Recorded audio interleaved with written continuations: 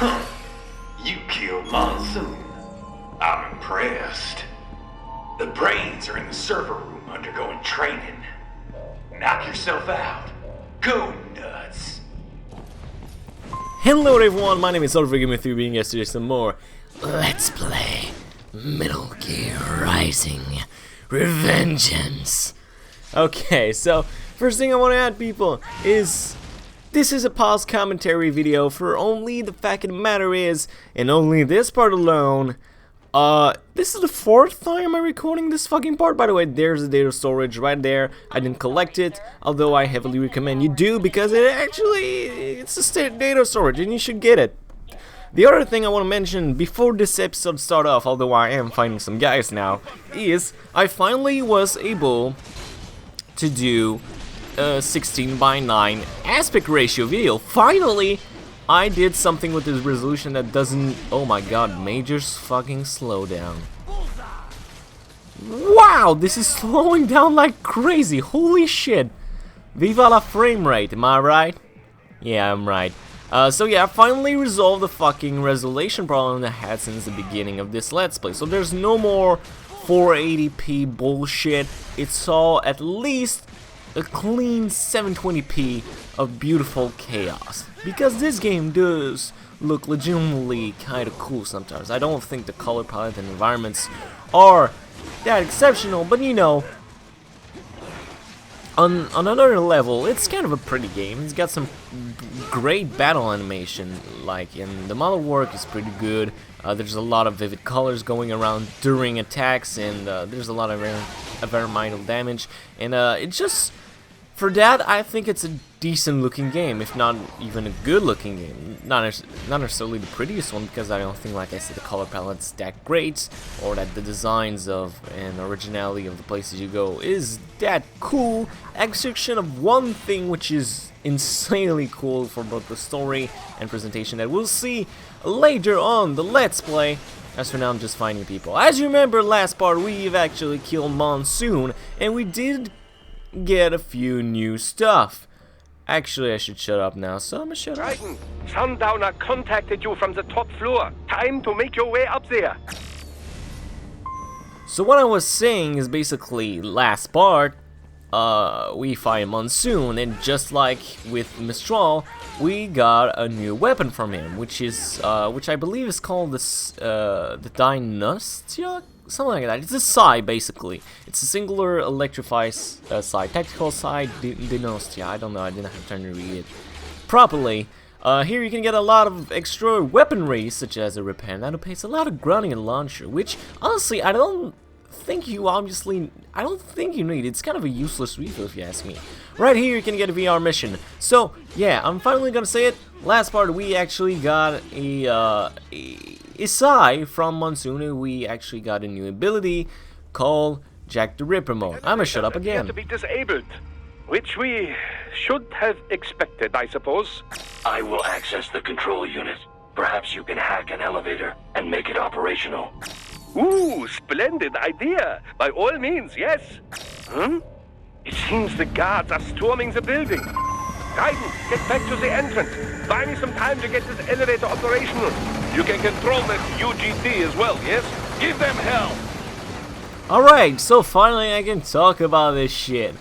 Well, like I was saying, we got Jack the Ripper one, which I will show off eventually, and I'll let you know when I activate it. For the rest, this is, people, the longest, either the second longest or the longest chapter in the game, and it's also the worst one too. So prepare to feel bombarded with fighting sequences and bad structured story, and you know, the end of the chapter is kind of great, as we'll see in 2 parts from now, in part 13, which, you know, it's kind of cool. I have a soft spot for anything that happens in part 13, but for the rest, this, I don't. No, I don't. I'm not exactly a fan of what we do here. It's not very complicated. And here I get cornered like crazy. Alright, so here I show the Psy, which is, like I said, an electrified Psy.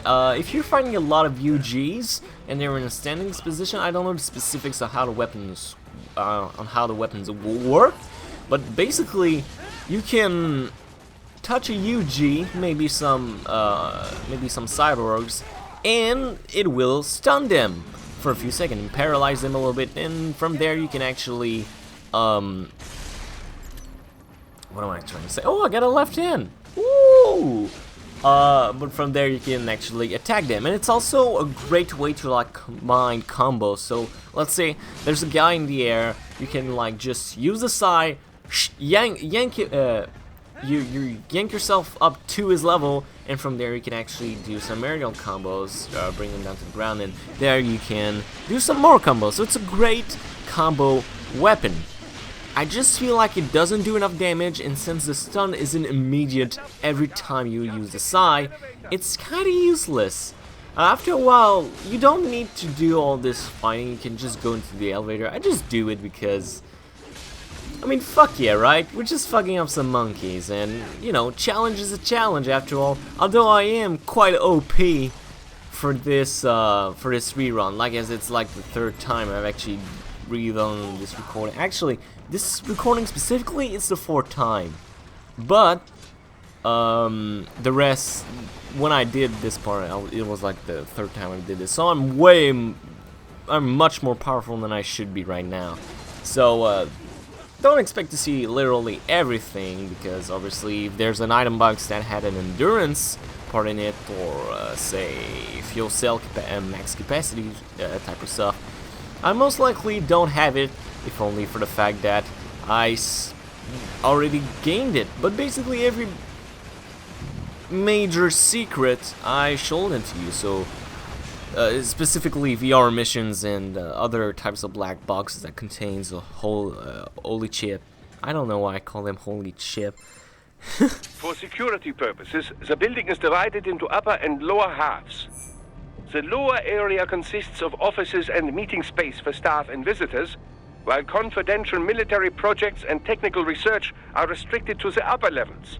So that's where the brains in the server room will be, up top. Indeed. But that elevator can only access the lower floors. You need to get to the 20th floor and pass the security gates there to reach the upper area. Let me guess. Time to find another left hand? Well, that is the problem. Security cyborgs would not have sufficient clearance. But managers and senior staff have already been evacuated, no doubt. So... The only option is to cut the power to the security gate, which will not be easy. It is powered by no less than 3 systems, including a backup power supply. You will need to destroy all of the electrical control panels to disable them. In any case, you should arrive at the 20th floor soon. This story kinda drags, honestly. As someone who's played this game a lot, and who had to like replay this game a lot, this game really drags when it comes to story. It's fairly horrible, and I don't like the voice acting either. Like, why do you gotta be so German, Doctor? Doctor? I'm sorry, it's not Doctor, it's Doctor, because we need to be as racist as possible from for every single, not religion, but every race possible. There's a VR mission there, and there's a little naughty secret that she's got some big boobs. Maybe I should not have said that. I'm very sorry, people. I am dead tired.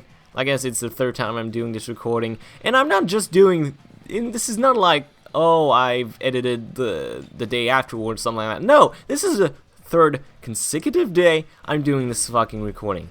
This stealth section, I gotta talk about it. It's one of the most finickiest one in the game, and actually one of the most challenging. And this is where one part where I'm like, why don't you just give me a fucking crouch button? That'd be so much easier. And it ain't the case. So what I do here is, what I like to do usually is use a red phosphor grenade. And if the guard's like this, it's no good. So you just get away. But I was a bit too slow, so they actually saw me. From there, the thing is, this is one of the only sections of the game where stealth is actually great to use. Because, if you activate the alarm, there's a fucking gator coming around. And those guys are the fucking worst. Like, the alligators enemy are simply the worst. They're, like I said, they weren't too bad when we first met them.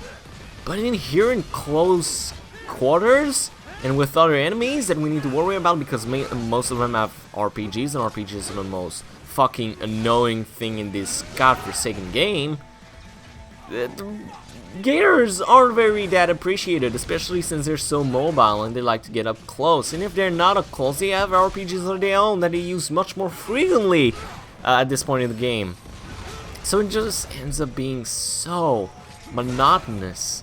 It just becomes a monotony of just countering and trying to run around.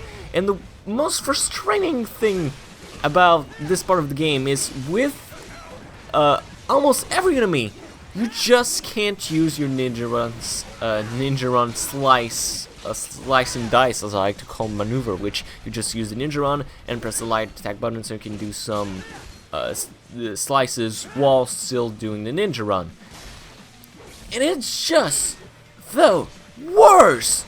Like, the thing is, when you use this technique, most of the time, your weapon would just bounce off the enemy. Like, there won't be any, you won't do any damage. You just recoil off their armor. And the thing is, because so you have a long period of time where you basically very, very vulnerable. Like you have maybe a second or two for the other enemies to hit you, which is insane. It's insanely long. And after you destroy 2 of the AR panel, gators will show up. So do your fucking best. Here I destroyed all 3 of them since I wanted them out of the way. So from there you just gotta fight 2 gators. And honestly speaking, 2 gators aren't too bad if you keep them grouped together. If you don't have both of them on your sight, they will gang up on you very, very quickly. And they can use this CMP move, they can slash you up, they can just attack you from behind with a charge move or something. And they can do shit like this, firing little missiles and stuff. Granted, most of their attacks don't do that much damage. You just really don't want them to corner you, because I believe I'm gonna face off against a pretty shitty... Yep, right here. Look, he sends me up again, and he attacks me again. Like, if you don't use that aerial parry right there, you're fucked. So if you didn't buy it, you're gonna take a solid 40% of damage, which at this point in the game, if you didn't buy any health upgrade and stuff like this, it's insanely... It's a big amount of health. One thing that I do find weird about this game, you do gain endurance points, and you know, you can take more hits. The thing is, they don't actually give you more defenses. Like, you do get much more offensive options. You get new weapons. You can increase the strength on weapon enhancements, stuff like this. But you don't have any. You can actually upgrade your armor, which is weird. Like, there's an option. Oh, and by the way, here's the VR mission. There's an option in the later game. Actually, in the post game, if you complete certain tasks, you can actually get a certain custom body, which actually lowers your defenses, but actually increase your offenses. And I believe there's also the other way around. But like, it's the only time in the game where you can actually have a defensive option, and not just an upgrading like your cyber body. Like, what I find weird is that you can enhance your weapon to be more powerful, but you can't enhance your body to be more defensive. Which is weird, which I guess you could say technically is part of the skills, because in the skills menu they tell you stuff like, oh, this increases the strength of the quadricep modules or bicep modules and stuff like that, so you can execute that move. Can't you do that for like the defensive purposes of the cyber body? Just a weird thought going in, but that's pretty much it. Raiden, shall I activate your pain inhibitors now? No, keep them off. I need it this way. Well, as you wish. I must say, I have turned more than a few men into cyborgs, but you, well, your past is most, What you getting at, Doc? Most of the time, you're working with First World ex-military, grown men. Compared to the average Third World child soldier, I can't really complain. Most of them, they're the sort of guerrillas your typical patient gets paid to slaughter. Perhaps, but, This shouldn't be news to you, Doc. yes, but, Look, just help me take care of those brains after I bring them back. I do my business, you do yours. Yes.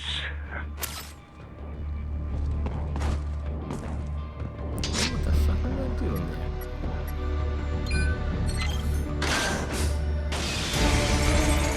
there? They're pouring in from everywhere. This is crazy. Oh god, he hit me. Okay, sorry that I stayed silent for a little bit, but I was just thinking about my life. So yeah, basically what I was saying about earlier in this part. By the way, just run here. You're gonna take damage no matter what you do. If you're doing a no damage run on this part, good fucking luck, because I certainly couldn't do it every time I played this game. And I've played it a lot, so you're gonna have one hell of a trouble. What I was saying in the beginning of this part, the fact that this was post commentary. Usually I would just re-record, and I really wouldn't do post commentary if I knew that I wouldn't have any other choice, because I want to put these as fast as possible, because I'm already late on my schedule, as you guys most likely know, because I posted a video about this. So yeah, this is the only post commentary you'll get till the end of the series. Like in the post game and stuff like this, where I'll show extra content, so do not worry about this. For this part, like I said, just keep running. You do not have to fight anyone in this building from this point on. Wait, we're coming to the end, right? But what I'm trying to say is, you don't have to fight anybody but this guy. Yes, you will have a fight with the Grad, but this Grad is far from being the worst. For whatever fucking reason, this Grad has ridiculously low amounts of health. And, like, I'm not just saying that we're more powerful now, because that's not true. Like, that's true, we can do more damage, but in the case of this Grad, which took that much more hit in its original fight in chapter 2, this guy dies like a fucking moron. Just like very few light attacks, and there you go, I'm already done with this guy. I also missed my shot there, but no matter. Alright, where do we go?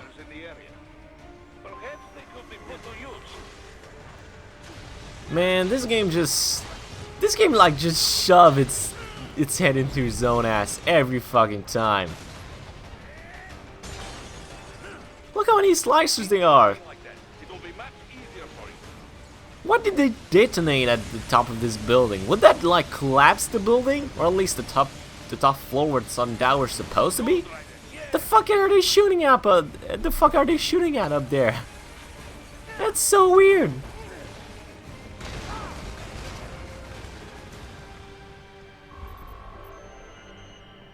Alright, but we're done with his sweet, sweet ass.